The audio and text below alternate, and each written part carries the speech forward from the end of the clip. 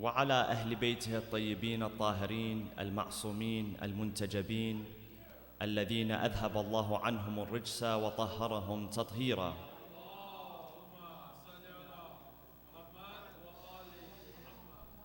قال تعالى في كتابه الحكيم: بسم الله الرحمن الرحيم: ألا إن أولياء الله لا خوف عليهم ولا هم يحزنون. صدق الله العلي العظيم.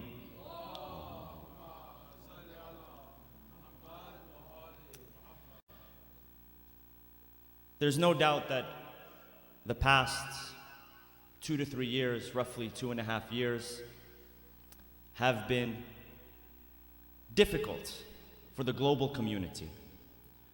Many lives have been lost due to the coronavirus and other related diseases as well. And it is really difficult, number one, to quantify the losses that have happened in the past 2.5 years. Number one, human life, we cannot put a price on. I mentioned yesterday, Allah subhanahu wa ta'ala reminds us in the Quran that if a person takes a life unjustly, it is as if they have taken life from all of humanity. And he who gives life has given life to all of humanity. Even in Islamic law, when we say that a person has been accidentally murdered and thus they are owed the diya, the blood money, that blood money which is given is not proportionate and is not reflective of the true value of the soul of the human being, because you cannot put a price on the soul of the human being. Much has been lost, and in terms of what we can quantify, we have numbers, but going further than that, what is the effect on the collective psychology of the global community? In 2020, I remember reading a number of articles. One was written by Bloomberg on the effects that not just the disease had on our economy and on our way of life, but the fear, the terror, the anxiety, how that affected our way of life, our economy, our collective psychology, our communities. The sense of collective terror, that there's something that can end lives and we have no control over it, and we don't know how to deal with it. So that fear that we feel is very real. And the Quran tells us in multiple places, one of the phrases that is often repeated in the Quran in describing the believers is لا خوف عليهم ولا هم يحزنون. In this ayah particularly, chapter 10, verse 62, ألا إن أولياء الله لا خوف عليهم ولا هم يحزنون. Indeed, those who are the awliya. Now we'll talk about whom are the awliya. What does that term refer to? لا خوف عليهم. Upon them there is no fear, nor shall they grieve. But fear and grief are very normal parts of our life. If you find a human being who cannot feel fear, then this is not a human being. Because as a human being, fear is part of our nature, it's part of our biology, it's part of our psychology. Grief as well. It says, لا خوف عليهم, خوف is fear, ولا هم يحزنون, حزن, grief. So does that mean that if you are a mu'min, or if you are one of the awliya, then you cannot feel fear? You cannot feel grief? Well, this would not make sense. Because who were the closest awliya? Who were those that were closest to Allah subhanahu wa ta'ala? We know and we believe as Muslims that the Prophet Muhammad sallallahu alayhi wa alihi wa sallam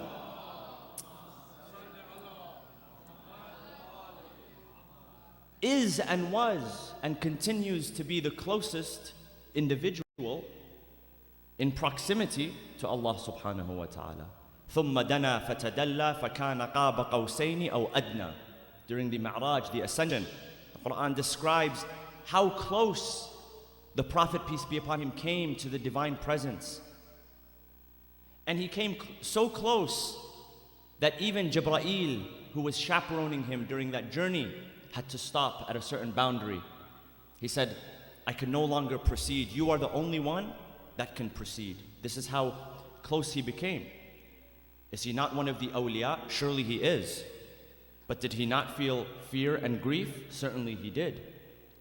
In fact, when the Prophet, peace be upon him, lost two of the most beloved people in his life. Number one, Lady Khadija alayhi salam, his first wife, his most beloved wife, the protector, the financer, and then within the same year, shortly thereafter, another one of his most beloved people and defenders and protectors, Abu Talib alayhi salam, the Prophet, peace be upon him, when he lost them in the same year, he named that year what?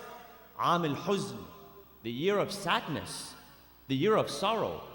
So how do you reconcile between the Quran telling us that the awliya feel no fear, upon them is no fear, and they shall not grieve, versus knowing that the prophets, the imams, the awliya, the believers, the mu'mineen, felt and feel fear and grief on a regular basis? How do we reconcile between the two? So, when the Quran provides this description, one question that we can ask is that, is this description, لا خوف عليهم ولا هم يحزنون, is this descriptive or is it normative? What's the difference between it being descriptive or normative? Descriptive, when you describe something and you say this is the case, this is how it is. If I describe this podium and I start to describe its dimensions and its properties and I tell you that it is brown, correct? We can say that this is brown. This is descriptive. Normative is this is how it should be. It's not right now, but this is how it should be. Generally, in my experience, out of all of the centers that I've visited, I've only spoken, I believe, on brown podiums. I haven't seen another color for podiums. So when you see a podium that's maybe yellow or blue, you would think to yourself, no, this should not be in this color. Or another example, if you were to walk into a Husayniyah and instead of black, which is how it should be, you see another color. So this is the difference between what is descriptive and what is normative. Meaning, is Allah subhanahu wa ta'ala telling us that as a believer, if you are a believer or if you are one of the awliya, that by default, once you become one of the awliya, no longer can you feel fear or grief? Or is he saying this is how it ought to be? This is one question to think about. Furthermore, when it comes to analyzing how we feel and how we process these emotions, we can look at it as a matter of perspective or perception. There's a difference between perspective and perception. Perspective is the way we see life, the way we see ourselves, the way we see others around us. It's like a lens. When you put on a certain lens and you start to see the world through that specific lens. This is called perspective. If you've seen, one time I remember like accidentally finding these videos on YouTube of family members who would gift a family member the colorblind corrective glasses. Have you seen those? So they have these glasses that you can order, custom made, for people who are colorblind. They can't see all of the colors in the spectrum. And when they put on the glasses, it gives them the ability to see all of the colors that they're supposed to see. So there's these videos where, you know, someone who's maybe in their 50s or their 60s, they get gifted for their birthday a pair of colorblind glasses, corrective glasses. And they videotape the whole thing, and it's actually quite an emotional scene if you see it. Because the person who's receiving the gift They know that they're colorblind, but how do you explain yellow to a person who cannot see yellow? How do you describe it? I mean, the best way for them to experience it is for them to see it on their own. And all of a sudden they put on the glasses. And as soon as they put on the glasses, they begin to weep. They're overtaken by emotion. Why? It's such a profound experience for them to see something that they have been denied their entire life. Imagine, you're not able to see something, all of a sudden, you put it on, you see it, you say, this has existed my entire life and I wasn't able to see it as it is. It's a gift to be able to see things as they are. This is why the Prophet, peace be upon him, used to say, one of his du'as, one of his supplications was, Allahumma arini al-ashya'a kama hiya. Oh Allah, show me things as they are. Don't allow me to be deceived. Because most of the time we're deceived, we're tricked, we see an illusion in front of us. Oh Allah, show me things as they are. Because once you see something as it is, no veil, no cover, then you know how to engage, you know how to interact. But if there's a facade or there's a veil, then you don't get to experience the thing or analyze the thing or observe the thing in the way that you should. The Prophet would say, Allahumma, oh Allah, show me things as they are. When I come across people, when I come across events, when I come across situations, show me the things as they are so I can make the right judgment call. Or else you live an entire life without seeing things for how they are. And this is where the Quran says that on the day of judgment, لَقَدْ كُنْتَ فِي غَفْلَةٍ مِّنْ هَذَا. Before this day, you were in a state of ghafla. You were unaware. You were sleeping. فَكَشَفْنَا عَنْكَ غِطَاءَكَ فَبَصَرُكَ الْيَوْمَ حَدِيدٌ. We will remove every veil on the day of judgment. We will correct your farsightedness, your short-sightedness, your astigmatism, your colorblindness, anything that gets in the way of you seeing things as they're supposed to be. God says we will remove them. فَكَشَفْنَا عَنْكَ غِطَاءَكَ فَبَصَرُكَ الْيَوْمَ حَدِيدٌ. On this day, your basar, your vision of the eye will be as sharp as iron. You will see things exactly as they are. And so when you see your record of deeds, you're no longer scratching your head. Sometimes you, right, gentlemen, you get the credit card statement and you say, I don't remember making this purchase, right? There's no more, I don't remember making this purchase, because now you have 20/20 vision. So, your perspective is the lens that you put on the world, that you put on yourself to see the world around you. This is perspective. Fear and anxiety have a lot to do with perspective, but then on the other side, there's also not just perspective, there's perception. And what is perception? Perception is how we understand and how we interpret what we see. So if we say that perspective is the lens, perception is the operating system. A computer has an operating system. Windows, iOS, if you're really smart, Linux, right? This is an operating system. This interprets the data. It interprets the information in a certain way. You may be seeing the thing as it is. It's not different. It is what it is. You're seeing it. But the way you interpret it is different than how somebody else might interpret it. And how you interpret it then generates your feelings, which generates your behaviors and your responses and reactions, correct? Two people can see a German Shepherd. One person can interpret it as, I need to get out of here because this thing can maul me to death. Another person wants to run towards it and hug it and give it kisses. It's the same animal. Two different types of interpretation. Two different types of perception. So, we have perspective, we have perception. And there is a hadith al-Qudsi which tells us that we can begin to alter our perspective, the lens, through our behaviors. How? One hadith al-Qudsi says the following. It says, And Hadith al-Qudsi is what? A hadith which is the words are from Allah subhanahu wa ta'ala. It is God who is saying this.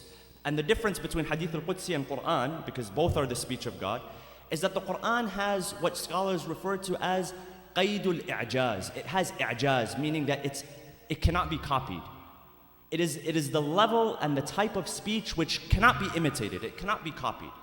Versus Hadith al-Qudsi, which sounds more like the speech of a human being. But it is from Allah subhanahu wa ta'ala. He says in his Hadith al-Qudsi, لا زال عبدي المؤمن يتقرب إلي بالنوافل. That the more that my servant, my believing servant, engages in the nawafil. The nawafil are what? The extra prayers.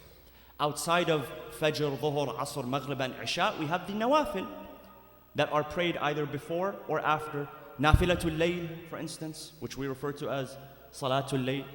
Nafilatul Layl, Nafilatul Fajr, there's Nafila, there's Salatul Al-Ghufayla, there's Salatul Wutayra, right? There are the 8 rak'ahs that are after Dhuhr and after Asr as well. These are all the nawafil, the extra prayers. They're not wajib, but they are recommended. And the more you engage with them, these nawafil, not just prayers, but there are other extra supererogatory acts that you can engage in. لا زال عبدي المؤمن يتقرب إلي. He will come closer and closer and seek proximity to me until, the hadith says, until I become the eyes by which he sees. Allah says, I become the eyes by which he sees. And I become the hand by which he acts. Of course, nothing is like Allah. لَيْسَ كَمِثْلِهِ شَيْءٍ. You do not become divine or any way, but you start to take on godly attributes and characteristics.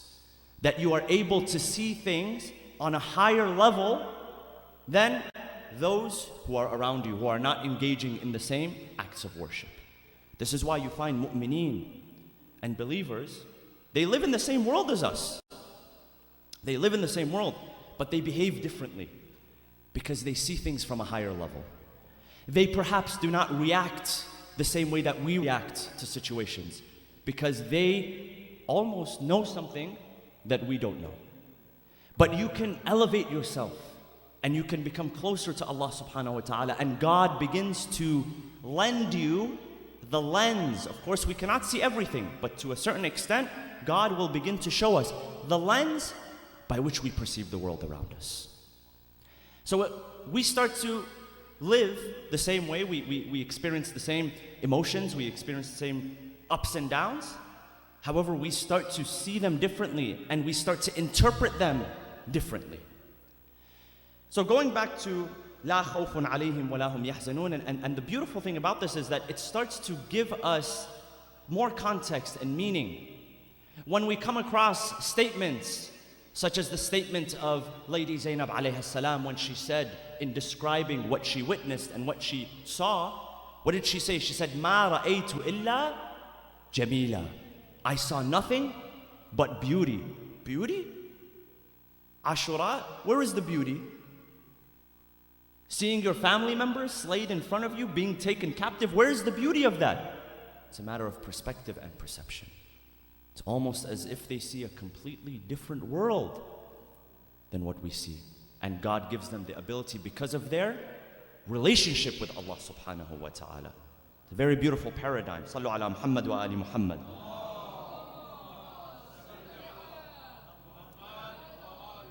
So, interpretation. How do we view the world around us? How do we experience the world around us? In the world of psychotherapy, the very little I know is that there's a method in therapy referred to as CBT, cognitive behavioral therapy. And that is where the expert who is providing the therapy is helping the patient or the one that is seeking the therapy reform and construct their thoughts in a way where they're not solving their problem for them or they're giving them the answer. They are simply allowing them to view their challenges in a different way, in a different perspective, in a different light. Because sometimes as human beings, we get caught up in our own lens and in our own ways of interpretation. And that can go on for years and years and years. Whereas sometimes all that's required is a simple shift. Now, it's not very easy to do that, because when someone comes to us, average Joes, and they're telling us about their challenges and their problems, what do we try to solve them their problems. We try to say things like, oh no, don't worry, you're much stronger than this. You can really go through this. Or no, it's not that big of a deal, and this is really one of the worst things you can tell someone who is experiencing that level of challenges. Sometimes all it requires is just a shift in perspective. There was a story I read once of Viktor Frankl. If you know Viktor Frankl, he wrote the book Man's Search for Meaning. He was a Holocaust survivor. He was a psychotherapist. And he writes in his book, actually after he emerged from the Holocaust, he survived the Holocaust, he developed a form of therapy known as logotherapy. And the goal of logotherapy is to help people find meaning and purpose in their suffering. Not to avoid the suffering, but to find meaning and purpose in the suffering. And his famous statement is, to live is to suffer. As long as you're alive, you're going to suffer. Do you know what the moment you're not going to suffer anymore and won't have any more challenges in this world? When you're 6 feet under. No more problems, no more challenges, no more bills, no more taxes, no more in-laws, none of that. But as long as you are living, you're going to suffer. How do you give meaning and purpose to that suffering? So he says, one day, I was in my practice, an older gentleman came to me, and this gentleman had recently just lost his wife, whom he loved very, very dearly. He had lived his entire life with her, maybe 60, 70 years they were married, and all of a sudden he lost her. And he was so depressed. It was suffering. And he came to me. He said, now I can't bring his wife back to life. I can't solve the challenge for him. But I can ask him questions to allow him to start to think differently and come to his own conclusions about his own interpretation. See, with interpretation, if you are trying to interpret somebody's events for them, it's not going to work. They have to reach the conclusion on their own. Because our illness is within us, but our cure is also within us as well. These are the words of Amir al-Mu'mineen. دَوَاؤُكَ فِيكَ دَاؤُكَ فِيكَ وَدَوَاؤُكَ فِيكَ. Your illness is within you, but guess what? Your solution and the cure is also within you as well. We make ourselves ill with the way that we behave and live our lives and think and speak, but we can also cure ourselves as well with the help of Allah subhanahu wa ta'ala. So the gentleman comes to him, he's distraught, he's depressed, he's sad.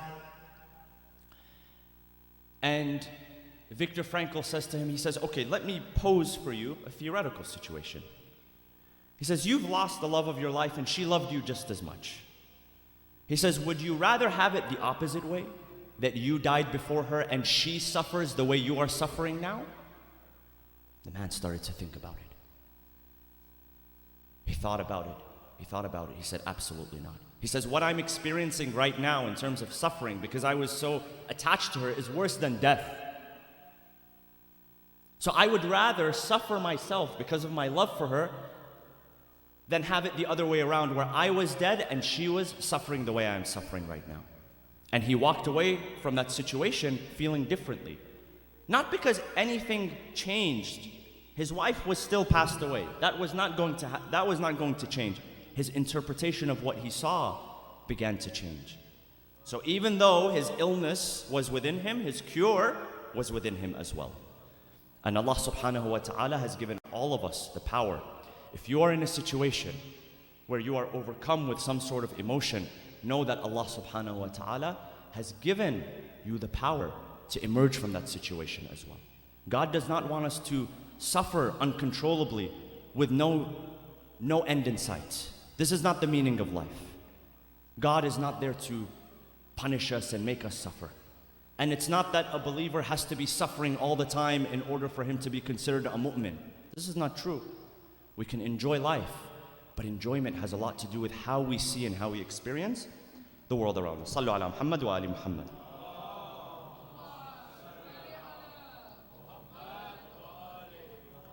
So the way that we think,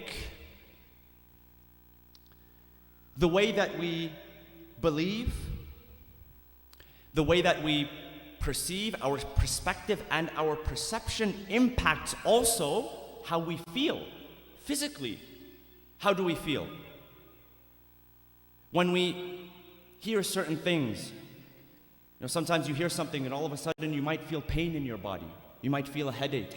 You might feel some pain in your stomach or your back. One narration actually tells us that Al-Imam Ja'far bin Muhammad as-Sadiq alayhi salam,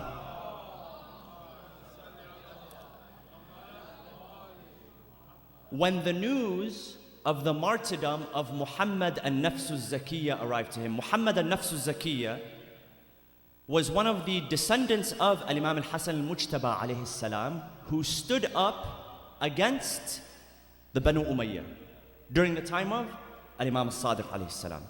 He was a Sayyid, a nobleman, not an Imam, because the Imamah resided with the descendants of Imam Hussein alayhi salam, but he had a following. And he decided to stand up against the oppressive regime at the time. And he was killed. He was martyred along with his followers. When that news arrived to Al-Imam al-Sadiq alayhi salam, the hadith says that the Imam felt pain in his stomach right away, because this was his relative. He was a believer. He was a leader in society. The Imam, an infallible, felt pain in his stomach. Because what we hear, what we see, affects our feelings, affects what we feel, affects our behavior, affects our choices, affects our habits.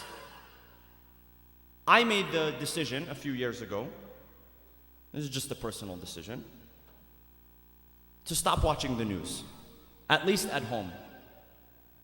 You've seen, and once you start to feel the effect once you go sober, by the way. Really. Once you cut it off, the 24/7 newsreels of everything which is negative, of the 10% chance of rain rather than the 90% chance of sun, of how many people were killed in a drunk driving accident in your community. I'm not saying that you have to live under a rock and not know about what's happening in the world and the community. But wouldn't you agree that maybe 60, 70, maybe even 80% of what you see on the local news, you really don't need to know? You can go about your day without knowing this, what happened here. And repetitively, throughout the day, news cycles. I know someone who would watch the same news cycle 3-4 times in a row. And it was the same. There was no additions, no subtractions. What do you think happens to the human mind? What do you think happens to your psyche? What do you think happens to how you think and how you feel when all you're seeing is death and destruction on the news 24 hours a day? Now, the only place I'll catch the news is if it's on the TV in the gym, which there shouldn't be any TVs in the gym. You're supposed to be working out. Or in the hotel lobby. That's it. And now I catch 5 minutes of it and I have a headache. Because you realize, and this is intentional, by the way, what we see on TV is intentional. Not to go too much into that. But you start to realize that your perception and your perspective, thus your feelings, thus your behaviors, thus your habits, has to do with what you allow to enter within your space, your mental space, your psychological space, your spiritual space. Even the food that you eat, brothers and sisters, the food that we eat. The Quran says, فَلْيَنظُرِ الْإِنسَانُ إِلَىٰ طَعَامِهِ. Let man look at his food. What is he consuming? What is he putting into his mouth? فَلْيَنظُرِ الْإِنسَانُ إِلَىٰ طَعَامِهِ. How we feel. There's a field in, I guess the crossover between psychology and medicine called, and this is a mouthful, psychoneuroimmunology, if you've heard of this term or this concept, psychoneuroimmunology. It became famous a few decades ago. There was a gentleman by the name of Norman Cousins, who in the 1960s, there was a book and a movie produced about this subject called, I believe, Anatomy of an Illness. And this was a man who was not a medical professional. He was a journalist, and he was overcome with an autoimmune disease. And this autoimmune disease would cause him massive pain. to the point where he could not sleep, he could not function. And so he started to look at different remedies. The doctors had told him, this is what you need to take, this is what you need to do, this is the regimen you need to follow. And he was doing it and it wasn't working for him, so he tried to seek other alternative sorts of treatments. And the doctors told him, whatever you seek outside of what we are, outside of what we are telling you, it's not going to work for you. But he chose to decide and believe differently. So he started to look at different forms of therapy. And one thing that he came across, which helped him, that he started to write about, was laughter. He said, I started to laugh. I started to watch things that would make me laugh. And he said, he experimented so much that he actually came up with a formula for himself. He said, if I can manage to laugh for 10 minutes straight, belly laughter, that would afford me 2 hours of painless sleep. Or else I would be in pain. He found that laughter really became his medicine because he started to feel differently. How can you watch something funny and laugh and not feel differently? You wouldn't laugh if you did not feel different. The way that he started to feel was changing and shifting his level of pain to where he started to experience painlessness. In fact, the story became so popular that they wrote a book and developed a movie around it. And in Los Angeles, UCLA actually developed a research institute or a research center rather called the Norman Cousins Research Institute, something about that, where they would research psychoneuroimmunology and how our behaviors have a direct correlation with how we feel physically. Now, he was not able to cure himself from that illness, and he passed away not from that illness, from another illness, but it just goes to show that what we see, how we perceive the world, how we behave, all has an effect on our health, our physical health, our mental health, our spiritual health, our sense of motivation, our sense of meaning, our sense of purpose in life. All related to a few simple concepts and ideas. I want to share with you a hadith. This is one of my favorite hadiths. It is also a hadith Qudsi, as the one I mentioned earlier. And this hadith says the following, and it has to do with perspective and perception. Allah subhanahu wa ta'ala tells us the following. He says, Ana, I am, as my servant sees me. I am as my servant sees me. Ana kama yadhunnu abdi bi. How does my servant see me? He will experience me in that way. Ana inda dhanni abdi bi. As man thinks of me, so I am. How do you view Allah subhanahu wa ta'ala? One day a man came to a scholar and he said, is God a merciful God? Is it true that God is really a merciful God? Or is he vengeful? The scholar asked him, he said, how do you view God? Do you view him as someone who is merciful? You will start to experience and feel the mercy of Allah subhanahu wa ta'ala. Or is God, as I mentioned yesterday, is he like the boogeyman, someone that you're terrified of and you're afraid of? You will experience terror and fear in your heart. So how do you view and how do you experience?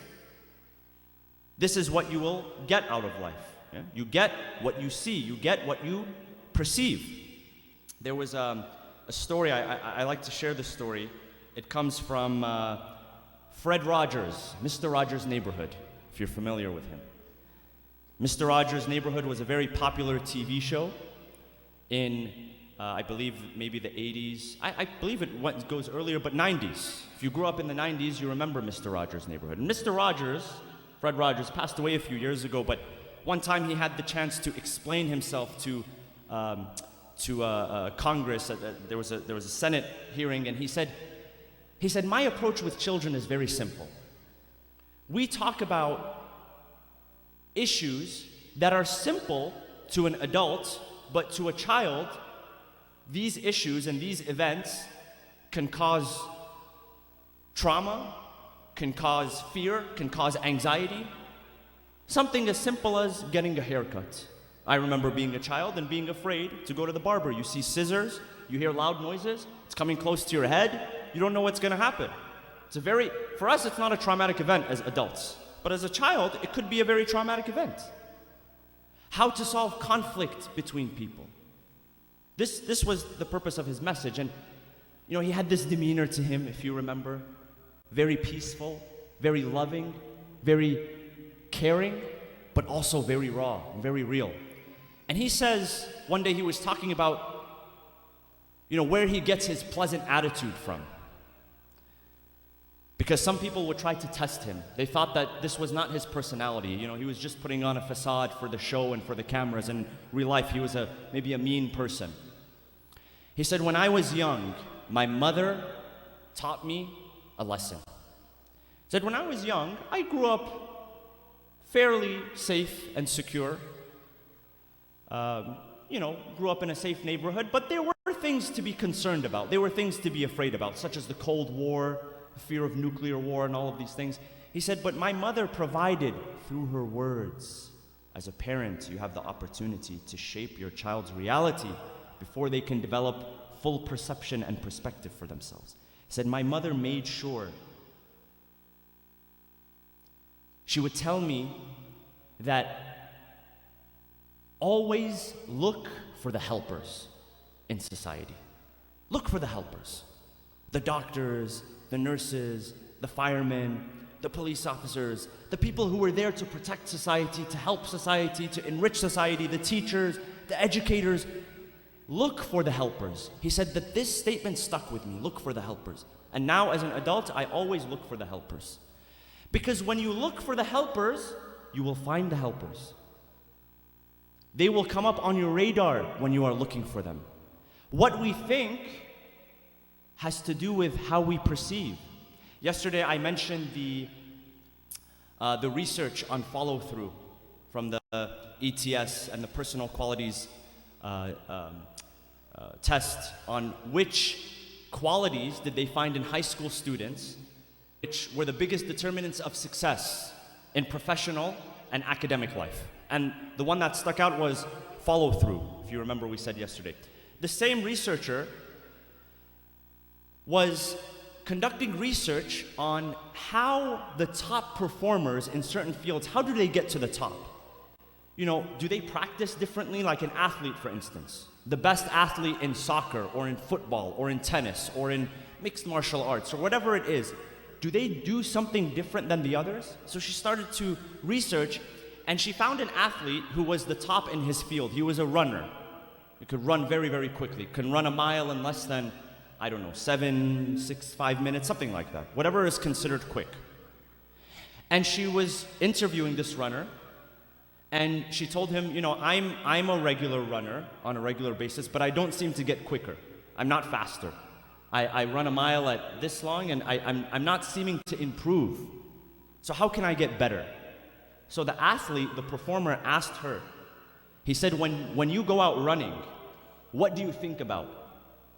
She said, what I'm going to cook for the day, or what I heard on NPR, or some politics or something like that. He said, no, you can't think about that. If you want to improve when you're running, you have to think about running and getting better. What does that have to do with anything? He said it has everything to do with it.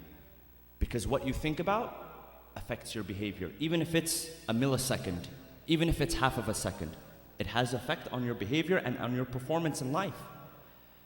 So when we're out there in the world, what are we thinking about? When you're in prayer, you heard the talk between the prayers, what are you thinking about? Is your niyyah still intact? Or are you thinking about 10 different other things that you have to do? And now you're not even standing in front of God. Now you're standing in front of, Uncle Sam or something. So what are you thinking about when you're out and about in the world? That affects our behavior. That affects our perception. And in turn, that affects how we feel, what we feel in the world. Now, come back to the verse which we mentioned. أَلَا إِنَّ أَوْلِيَاءَ اللَّهِ لَا خَوْفٌ عَلَيْهِمْ وَلَا هُمْ يَحْزَنُونَ. Truly, the awliya, those who are closest to God, upon them is no fear, nor shall they grieve. doesn't mean that they will not feel fear and they will not feel grief. But their lens and how they interpret that fear and grief is profoundly different than how others do it. And a sign of emotional and spiritual maturity is when you begin to use your emotions as indicators rather than as dictators. Many people, they're slave to their emotions. If they feel an emotion such as anger, that becomes a dictator. It starts to dictate their way of life rather than becoming an indicator. There's a difference between an indicator and a dictator. With a dictator, it takes complete control of you. Nothing else can affect your behavior except this one emotion or this one set of emotions. When it's an indicator, it's like when you're driving and you get an indication for, low fuel pressure, for instance. You don't just completely stop driving the car no, what do? You pull up to the nearest service station, you top it off with air, you bring it back up to pressure. So your emotions, as a sign of emotional maturity and spiritual maturity, is when your emotions become indicators rather than dictators. So the awliya, the mu'mineen, they experience events which generate fear and which generate grief. The way that they respond to it is completely different, because they have chosen for themselves, through their choice, a different lens and a different operating system to interpret those events. So they begin to respond differently. This is important for us to understand, brothers and sisters. When we observe the character of the Ahlul Bayt alayhimus salam in such profound situations, such as Ashura or such as the days of Arba'een, being taken as prisoners from one place to another, the oppression that they experienced throughout their entire life, it did not faze them. It did not change them one bit. The verse we recited yesterday, وَمَا بَدَّلُوا تَبْدِيلًا. It did not change them in the slightest bit, because they became masters of perception and perspective. They became masters of emotion. And this is how they developed their relationship with Allah subhanahu wa ta'ala. And this is something which is available for all of us. We can all choose at any moment to begin to look at life and experience life differently than how we've experienced it before. Sallu ala Muhammad wa ali Muhammad.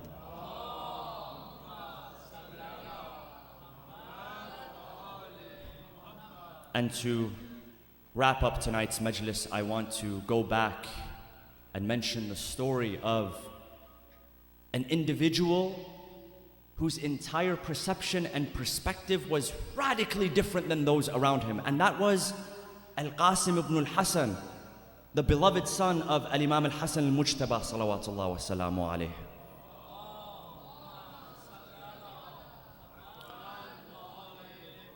According to historians, Al-Imam al-Hasan alayhi salam had either 4 or 5 sons who were present with their uncle Hussein on the day of Ashura in Karbala.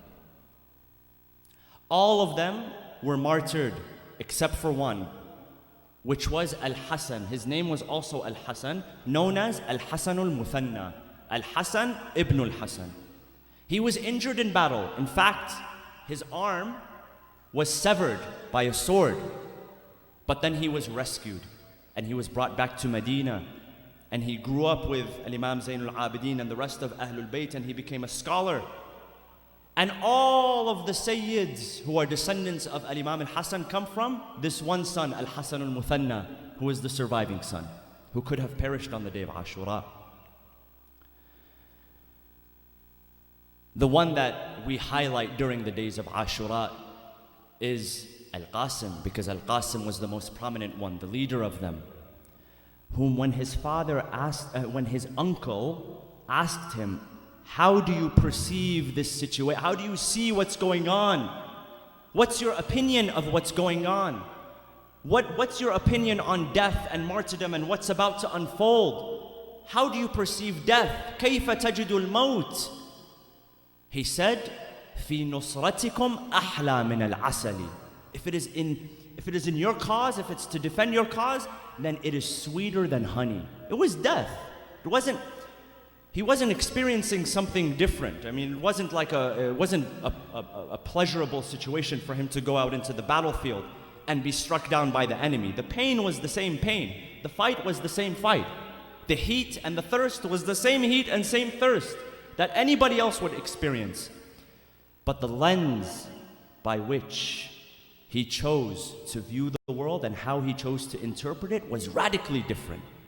And this is why he said, "Fi nusratikum ahla min al-asali." If it is for your cause, then it is sweeter than honey. Subhanallah. Imam Hussein sent him out into the battlefield. After witnessing this level of emotional and spiritual maturity, in the beginning he did not want to send him into the battlefield when he came to him.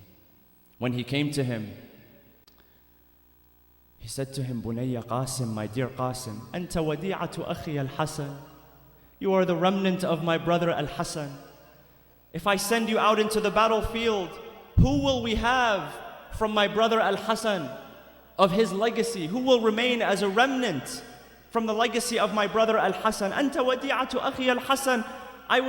I'm charged, I'm tasked with keeping this legacy alive. How can I send you out into the battlefield?" Al-Qasim, eager to fight for his uncle, but also under complete submission of his uncle, turned away. And then narrations tell us that Al-Qasim retrieved a letter which was written to him by his father before his father passed away. And the letter said, "My dear Qasim, Bunayya Qasim, إذا اشتدت عليك الأمور فعليك بنصرة عمك الحسين." O Qasim, one day you will face severe trial and tribulation, and once you face that tribulation, know that it is a sign for you to come to the aid of your uncle Hussein. Al-Hasan alayhi salam knew what was about to unfold. This is why he was preparing his child. Al-Qasim brought the letter to his uncle Hussein. Hussein read the letter, he began to weep. He saw that it was from his brother Al-Hasan.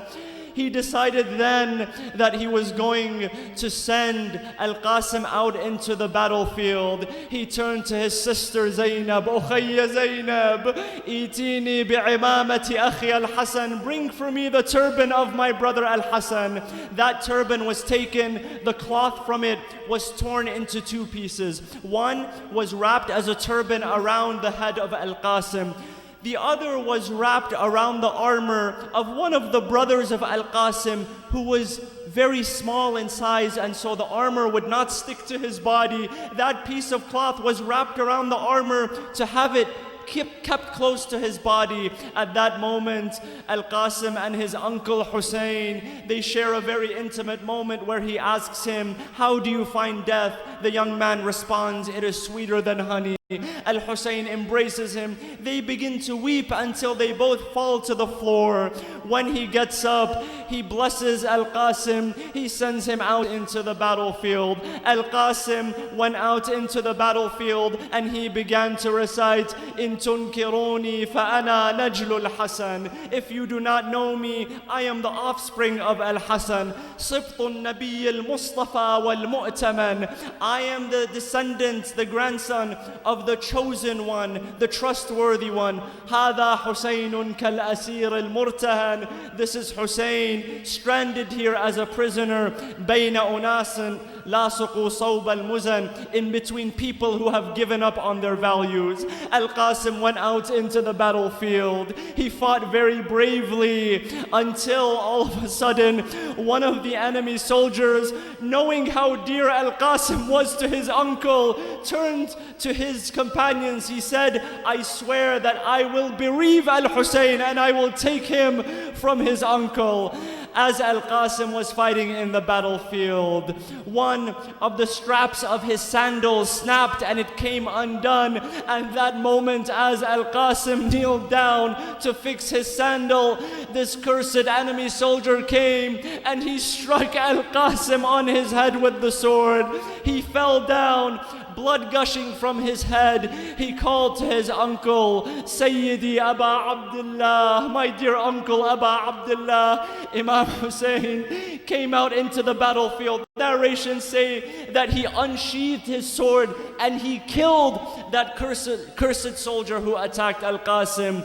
And he said to Al-Qasim, he responded, he said, my dear Qasim, بني قاسم يعز والله على عمك أن تدعوه فلا يجيبك أو يجيبك فلا يعينك أو يعينك فلا يغني عنك. My dear Qasim, it is so difficult that you call upon me and I cannot respond, or if I respond, I cannot come to your aid.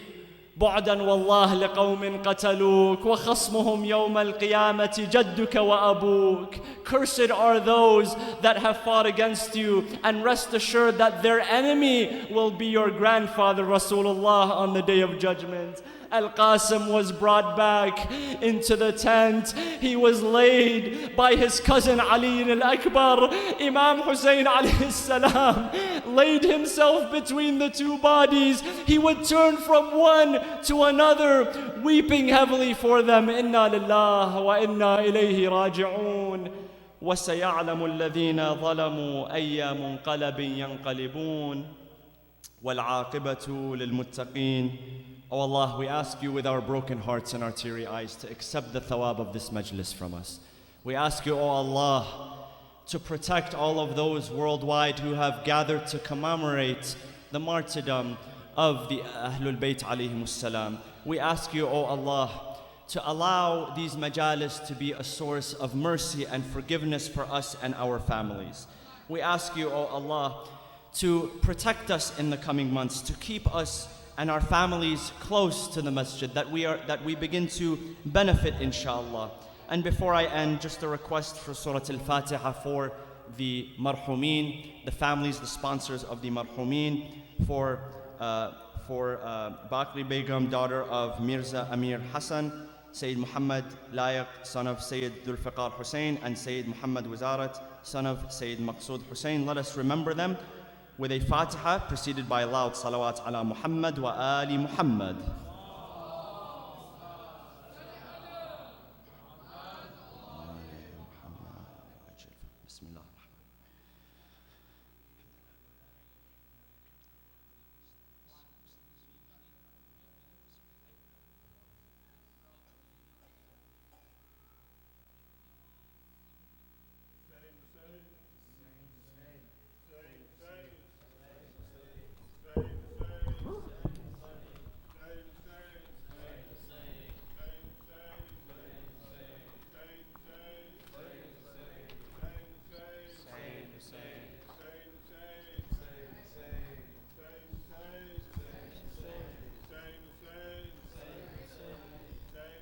On the pieces of Qasim they cried, for no one could bear that he died, least of all Hussein,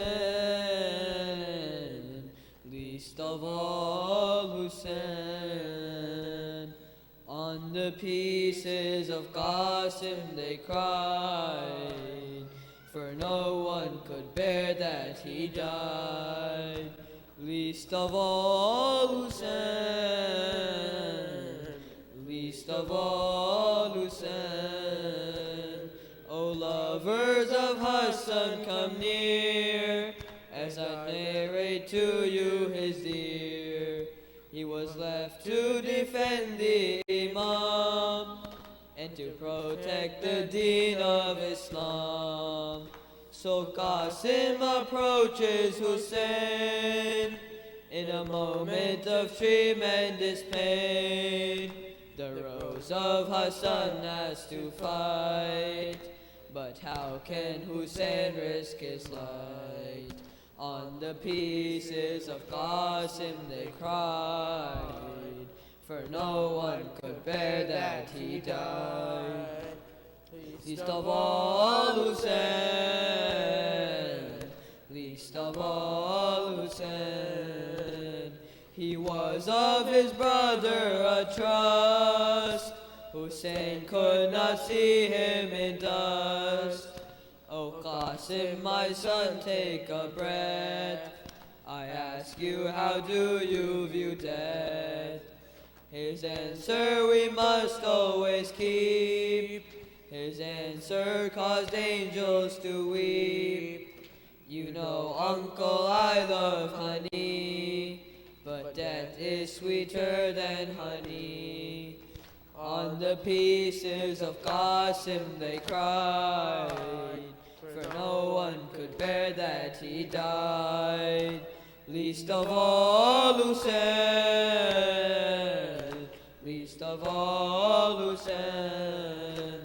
Said Mawla, O Qasim, my pride, for woman you must stay behind. So Qasim goes back to his camp, his face full of tears and so damp. His mother said, why do you cry? He said, for Hussein I can't die. Farwa pulled out a letter, hoping that this would make things better. On the pieces of Qasim they cried, for no one could bear that he died. Least of all Hussein, least of all Hussein. When Mawla, who it was from, his entire body went numb. He had to let Qasim go fight. The young nephew's face became bright. Hussein gave him turban and cloak. Seeing him, Lady Zainab broke. To aunties and mother, farewell, as Qasim comes out of his shell. On the pieces of Qasim they cried, for no one could bear that he died. Least of all Hussein, least of all Hussein. The lion of Hassan so brave, he sent 35 to the grave. Then Qasim, his armor so large, saw cowardly enemies charge. They struck Qasim from every side. Oh, uncle, help me, Qasim cried. They ripped his young body apart and struck right at his uncle's heart. Oh, Qasim, your call is still loud. We always want to make you proud. On the pieces of Qasim they cried, for no one could bear that he died. Least of all Hussein, least of all Hussein, least of all Hussein, least of all Hussein.